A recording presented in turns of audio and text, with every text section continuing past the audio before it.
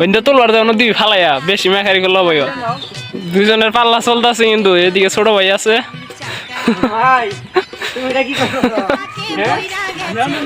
Hello guys, আমরা আসলে এক কাঁচা রুটে আসলাম, কিন্তু এই কাঁচা রুটটা যে এরকম এটা আমরা আসলে জানতাম না। দেখেন আমরা এই রুট দিয়ে একটু আগে ফিরলাম, তখন বৃষ্টি ছিল না, আর তখন এই জায়গার অবস্থা খুবই ভালো ছিল। এখন বৃষ্টি হয়েছে, আর দেখেন এখনকার এই জায়গার অবস্থাটা কি পরিমাণ খারাপ। আমরা এখন আবার ফিরতেছি, ঠিক এই জায়গায় আইসা একবার আটকে গেছি।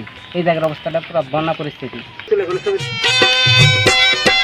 মাল গাড়িতে ক্ষমতার চেয়েও বেশি দিলি মা। এখন এখানে আমি আসলে জীবন মরণের লড়াই করতে চাচ্ছি। এটা হচ্ছে এক পাহাড় সমতুল্য, এটা হচ্ছে এক নদী সমতুল্য এক পরিস্থিতি। মনে হয় একটু আগে কিছুক্ষণ আগে বন্যা হয়ে গেল।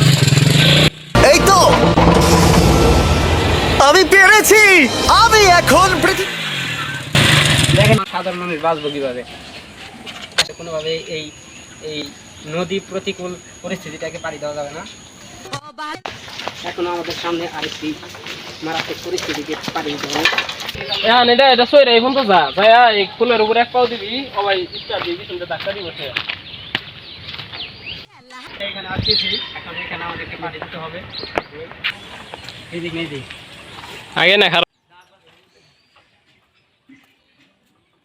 দুইজনের পাল্লা চলতেছে, কিন্তু এদিকে ছোট ভাই আছে। ভাই তুমি এটা কি করছো? হ্যাঁ না না না না না না ভাই ধাক্কা দে, ছোট ভাই গেল আমার আগে। এই তো আমি পেরেছি।